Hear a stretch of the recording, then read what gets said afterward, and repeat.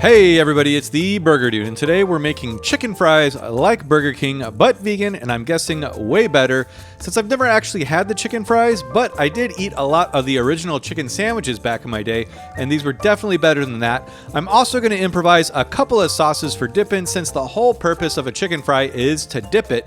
I mean, it's really just a long, skinny nugget, and the design is made for dipping, so it would be absurd not to. Now, for the chicken, I'm using these Gardein strips. You could also use the scallopini, or any of their non-breaded chicken products should work. You could also use this Emerge ground chicken that I found at my local Kroger store, or you could even just use some tofu and just cut it into strips. I would maybe season it with some more chicken-like flavors, since tofu is kind of bland on its own. And then again, chicken is kind of bland on its own too, so do whatever you like. For these strips, all we need to do is thaw them. I put them on a wire rack so they'd thaw quicker. These took a little under an hour to thaw, but you don't want to microwave them because you run the risk of actually cooking them and then they won't be pliable. And then once thawed, we're going to take two of them, smash them together, and then simply roll them out to our desired chicken fry length and width. And now I'll be honest, this does take a little bit of practice. I recommend using some parchment paper so they don't stick. I wouldn't recommend dipping your fingers in water, however, as this actually makes them stick to your hands. But after rolling a few of them, you'll get the hang of it. I used 2 bags of the strips and got about 22 chicken fries. Next, we want to place them in the freezer to firm up, since they are quite fragile at this point and will break apart when we dredge them. I'm going to let them freeze for about an hour, and that seemed to be just about perfect. And while that's happening, let's whip up a couple of dippin' sauces. The first one I made was a creamy buffalo sauce. I took some vegan sour cream and then simply added some Frank's hot sauce. I'm also adding in some of this Frank's seasoning as well. You could use Frank's buffalo sauce too, but I was out of it, sadly. You could even make your own buffalo sauce by simply adding Frank's and melted butter together as well. Now we'll give that a mix, and I gotta say, this was super good right out of the gate. It's tangy and slightly spicy. It's literally just buffalo sauce, but thicker, and honestly, it's just very lovely. And next up is a vegan honey mustard. So we're gonna start with some vegan mayo, and then some Grey Poupon to be fancy, which is just Dijon mustard, by the way. And then next, to keep it real, we'll add some non-fancy yellow mustard. And then for some fun, this Chinese hot mustard. And then next for the honey, after that, to make it slightly sweet, I'm going to use this vegan honey I got on Etsy, but feel free to use agave or maple syrup or make your own vegan honey. I'll leave a link in the description if you want to try that. I also got one of these honey drizzler things. They actually work great and keep things from getting too messy. So we'll give that a mix, and then I'm going to add in a little vinegar, and I also ended up adding more honey off camera as well. You want to make sure it's relatively sweet. And this stuff was so freaking good. I had a hard time resisting the urge to just chug it all. But let's put that in the fridge and let's get our breading station together. We're going to start off with 1 cup of flour, then half a tablespoon of garlic salt, half a tablespoon of smoked paprika, half a tablespoon of cayenne, the rest of my onion powder, which was probably about a teaspoon or so. Next, a half teaspoon of white pepper, and then about a teaspoon of MSG, because you know Burger King uses MSG, and so does the Burger Dude.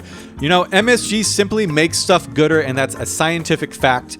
After that, we want to add in some black pepper to taste, and I'm really a new fan of this adobo seasoning, so I'm going to throw in a teaspoon of that as well. Whisk that up, and now let's get our wet dredge going. And for this, I'm going to use some Just Egg, but you can make a vegan buttermilk if you like. Just add a tablespoon of apple cider vinegar per 1 cup of unsweetened plant milk. You can also add hot sauce or pickle brine too. You want to make sure it's thick enough that it'll stick to the chicken fries. And then lastly, let's get our panko dredge, which is literally just some panko. Keep your panko handy in case you got to add more, but I used about a cup or so. Next, we want to get some neutral oil up to about 350 to 375 degrees Fahrenheit.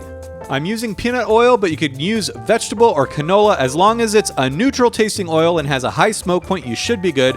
It's also worth noting that you could totally air fry these. I haven't done it myself, but I would just do them at 400 degrees Fahrenheit in 5-minute increments, flipping and spraying them with cooking spray until golden brown. In any case, once our oil is up to temperature, we're going to dredge our now frozen chicken fries first in the flour mixture, and then the egg or buttermilk mixture, and then lastly, the panko breadcrumbs. Now, this is a relatively simple process, but there's 2 important things to do. Make sure you shake off the excess flour and wet batter, and try to make sure you coat every inch of that chicken fry. Otherwise, you'll have bald spots, and admittedly, I might have rushed a few of these, so learn from my mistakes. And once your chicken fries are nice and coated, carefully add them to the oil, making sure you do so away from you so you don't splash hot oil all over your hands, and that would burn and it wouldn't feel very good. And these do fry up pretty quickly. Once they look beautifully golden brown like that though, pull them from the oil and let them rest on a wire rack. And there you go, look at those cute little chicken fries just waiting to be eaten, which is exactly what we're gonna do now. So we got our creamy buffalo sauce, our honey mustard, and then I went ahead and added some barbecue and ranch as well. I really wanted to see which sauce was the best, so here we go. First, I'm gonna go for that honey mustard, and I gotta say, the chicken fries are good on their own, but once you dip them, it's just ridiculous how delicious they are.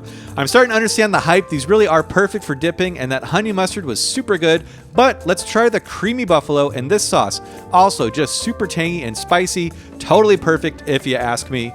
And there you go. If you want to see what these look like on the inside, I honestly think chicken nuggets, and in this case fries, are one of the easiest things to veganize, not only in taste and texture, but also appearance. And now, just to see how the homemade stacks up to the store-bought stuff, let's try some barbecue sauce. And yeah, of course, it's super good. It's barbecue sauce. And then next, the ranch. And yeah, again, big surprise. It's also super good. To be honest, I really like all four of these sauces pretty equally, but if I had to choose, I'd go for the honey mustard and buffalo. Maybe I'm biased, or maybe I'm right. Only way to find out is to make it yourself. Also, if you liked this video, check out my video for the original Burger King chicken sandwich. I'll leave a link right here. Click that thumbnail on the left.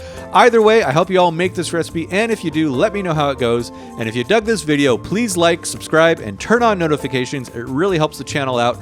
Thanks for watching, and I'll see you all next time.